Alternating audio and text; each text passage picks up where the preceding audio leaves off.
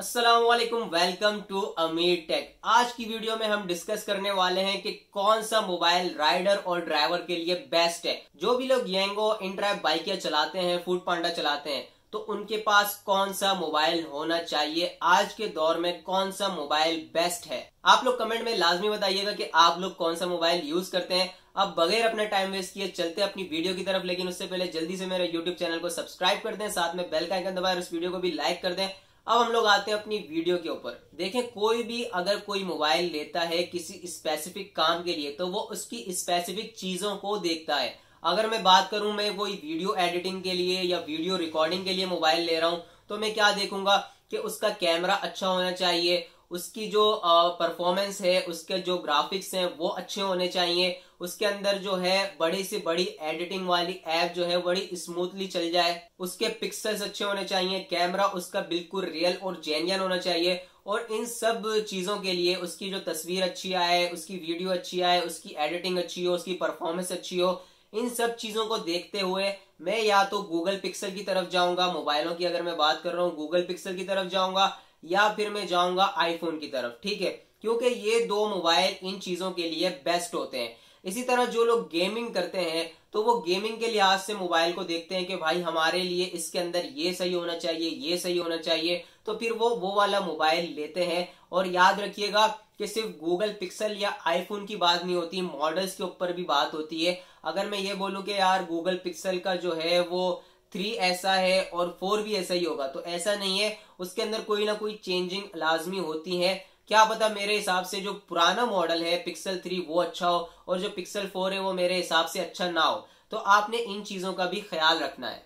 तो जिस तरह वीडियो एडिटिंग वाले, गेमिंग वाले, हर चीज वाले अपने हिसाब से मोबाइल लेते हैं, अपने काम के हिसाब से मोबाइल लेते हैं, तो आप लोग जो राइडर और ड्राइवर हैं, आपको भी आपके काम के हिसाब से मोबाइल लेना पड़ेगा। यहाँ पे ये चीज जरूरी नहीं है कि कंपनी कौन सी हो, सैमसंग भी हो सकती है, इसके साथ साथ इन्फिनिक्स, टेक्नो, रियलमी, शाओमी, कोई भी कंपनी हो सकती है। लेकिन हाँ, आईफोन या गूगल पिक्सल नहीं ले लेना, क्योंकि इनकी बैटरी टाइमिंग बहुत कम होती है और इनके अंदर ओवर हीटिंग के भी मसले होते हैं। ये आपके बाइक या इनड्राइव, येंगो, फूड पांडा इस काम के लिए नहीं बनाए गए भाई। तो आपने ये तो कंफर्म हो गया कि आईफोन और गूगल पिक्सल आपने नहीं लेना।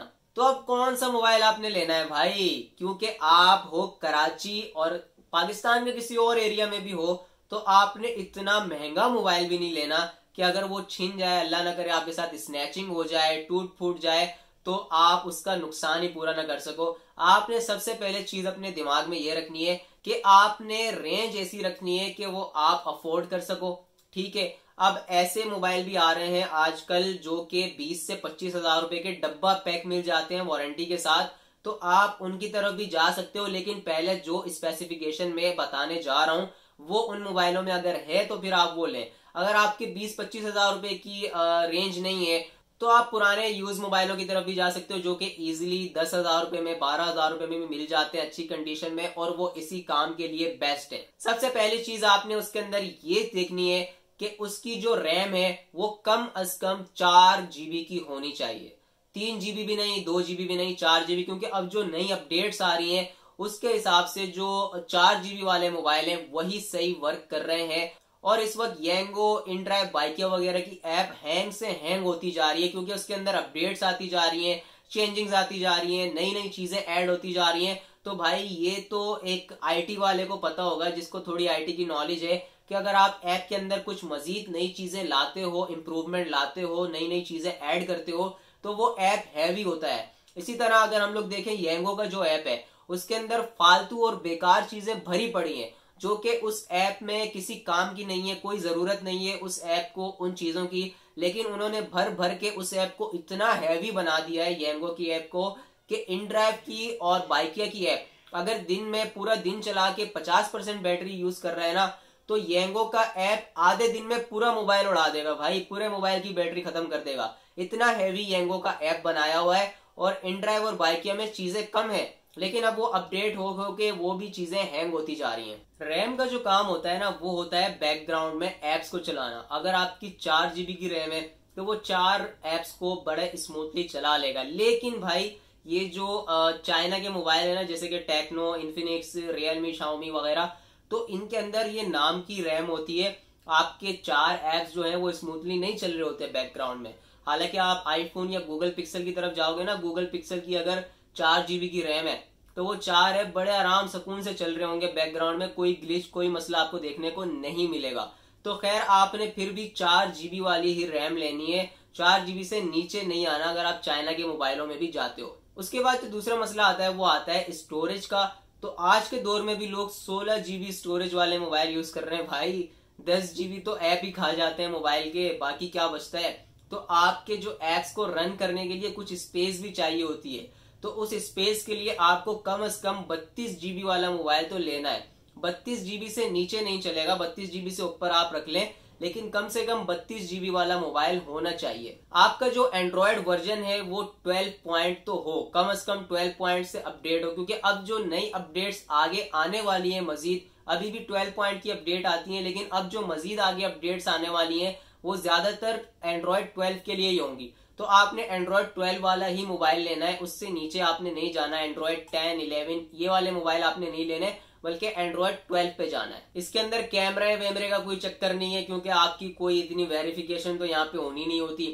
सेल्फी आपकी नॉर्मल मोबाइल से भी आप लोगे तो सही आ जाती है, तो आपने कैमरे की तरफ नहीं जाना। बैटरी मेन चीज आती है, सबसे मेन चीज इसके अंदर बैटरी है, और बैटरी तो कम से कम आज के दौर में 5000 mAh वाली तो मिलती है आराम से, तकरीबन हर मोबाइल में आ रही है 5000 mAh। उससे नीचे के मोबाइल मेरे हिसाब से तो नए मॉडल्स में नहीं आते, और इस काम के लिए भी कम से कम 5000 mAh बैटरी वाला मोबाइल ही चाहिए। 5000 से कम है तो आपको फिर पावर बैंक रखना पड़ेगा।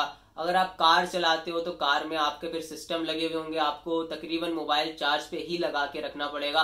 और अगर आप एक से ज्यादा एप्स को यूज करते हो, यानी कि येंगो भी चला रहे हो, साथ में इनड्राइव भी है, बाइकिया इनड्राइव दोनों चला रहे हो, अगर आप 2 एप्स को यूज कर रहे हो तो फिर आपको 6000 mAh बैटरी वाले मोबाइल की तरफ जाना चाहिए। प्रोसेसर का इतना कोई भंड नहीं है इस चीज के लिए, कोई इतना बड़ा प्रोसेसर, इतना हेवी प्रोसेसर नहीं चाहिए आपको। ना आपको ग्राफिक देखने की जरूरत है, बल्कि आपको बैटरी आपने देखनी है, रैम रोम आपने देखना है, और एंड्रॉयड वर्जन आपने देखना है। ये 4 चीजें आपने देखनी है। कोई भी मोबाइल आप ले रहे हो, अब आप कोई भी कंपनी लो, सैमसंग, इन्फिनिक्स जो भी लो, आपकी मर्जी है, लेकिन आपने इन 4 चीजों को अपने जहन में रखना है, इन 4 चीजों को चेक करना है, और वो मोबाइल आपने यूज करना है। आप कौन सा मोबाइल यूज करते हो आप कमेंट में बताएं, और आपके मोबाइल में क्या इशू फेस करते हो आप जब आप ये वाली एप्स को यूज करते हो। ड्राइवर राइडर के काम के लिए जब आप अपने मोबाइल को यूज करते हो तो उसमें क्या क्या इश्यूज आप फेस करते हो, वो भी आप कमेंट में बता दें ताकि दूसरे लोगों की भी हेल्प हो जाए।